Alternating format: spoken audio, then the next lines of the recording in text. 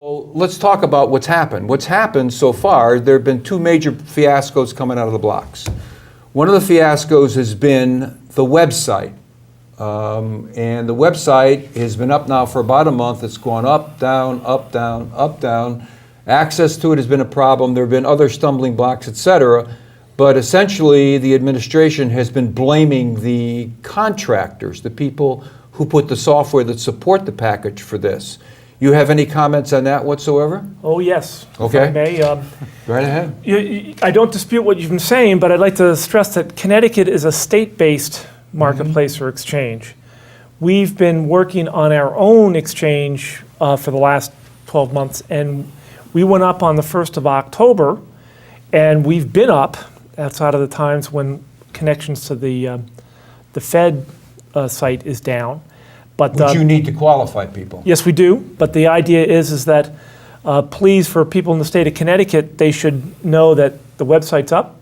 They should get on and sign up. Okay, so what you've just said is, while there may be an ACA Act that is all over the United States of America, what you're saying is there are certain states that have their own exchanges. And you don't want to be painted with the same brush that I just painted for the website.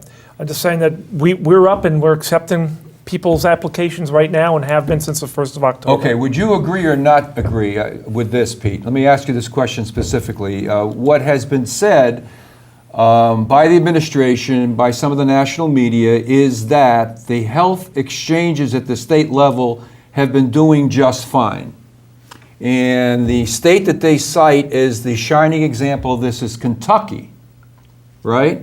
That's what they've been right? And it turns out that 90% of all the people who've signed up in Kentucky are Medicaid people. So although on a quantitative basis it may be successful, on a qualitative basis, if that turns out to be the same thing in every state, we're going to go bankrupt because those typically are not young people. Well, Kentucky's been, we've been working with Kentucky and they've been up, but I'll also put a plug in that Connecticut got the high marks from Health Pocket as the easiest to use. And I'm saying that we're not behind anybody as far as our site. Okay. We still have challenges. We still have things we need to do. Okay. And we're working with our stakeholders to get them done. Okay, well, listen, I admire your resolve to make sure that Connecticut is not associated with some of the things I'm talking about. The implications of what you've said about Kentucky are serious.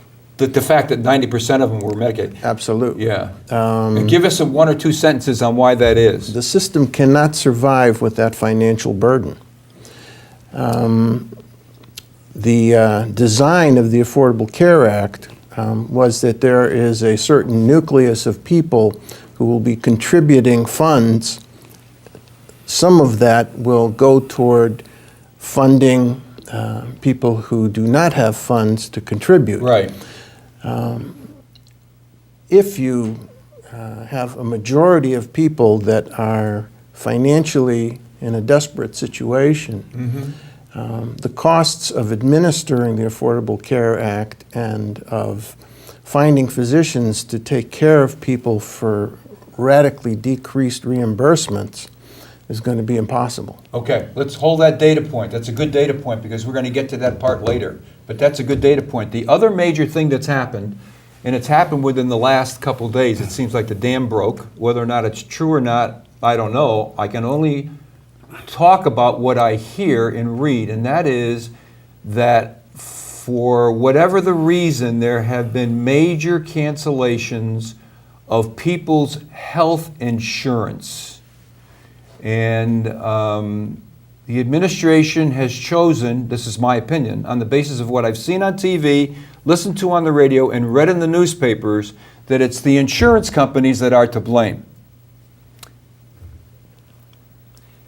Oh, well, Jim, I don't see it that way. No, I'm sure you don't. So in the middle of that 2,270 pages, where I think it actually went up to about 90,000 pages, there's been many regulations that really dictate, specify the types of health plans or plan designs that an insurance company can offer. Right. And if you weren't in a plan from March 23rd, 2010, and you stayed in that exact same plan up until January 1st, 2014, we can't, by law, continue to offer that plan to you. So, for example, if you were in a plan that you liked back in 2010, but you decided to maybe try a slightly different copay, changed it by $5, and did that in 2011, we can't offer you that same 2011 plan if it's not one of the plans that we're allowed to offer going forward. Now, I know for the Connecticut business, in our individual insurance block, about a third of our members are in plans where they can keep it, but about 2/3 aren't. And now, when you say cancel, people in this conversation have defined words different ways all throughout this conversation. But what happens is we're discontinuing that plan. Okay, but because- Michael, excuse right, me for right. interrupting you, okay? Yes, yes, sure. Let's define for the audience what they've been hearing, because everybody that's listening to this program now has been hearing the same thing. And what they've been hearing is that whether the evidence is anecdotal or it's a pattern of behavior, they got example after example after example on TV where they get people on the phone and they got a letter in their hands and it's from the insurance company. It says, you were canceled. All right, so the fact that people are getting canceled is a fact. The question is, why are they being canceled? The administration is saying, it's your fault. The insurance company is saying, don't you lay that on me. Don't you lay that on me. What you did is you changed the rules of the game. The administration's answer to that was, this has nothing to do with Connecticut. Yeah. Because I've read enough about Connecticut that you're not one of the companies they're talking about. But what they're putting out there is the insurance you were getting was so lousy that you are lucky that we're forcing you to get new insurance that we've defined you need. And the fact that you may be 55 and you and your wife are not going to have another child doesn't bother me at all. You're going to take that maternity, right or wrong? There's the law. Wait. Yeah. Right or wrong, Mike? Fact is, it's going to be covered, whether you need it or not. So we are administering the plans that the law dictates. That's why we've made the changes we've made. Okay, but I got to pursue this one more time because I think this is the reason why people are so upset, including me. True or false? Based on what I heard, let's say that the good doctor here was the United States government, okay?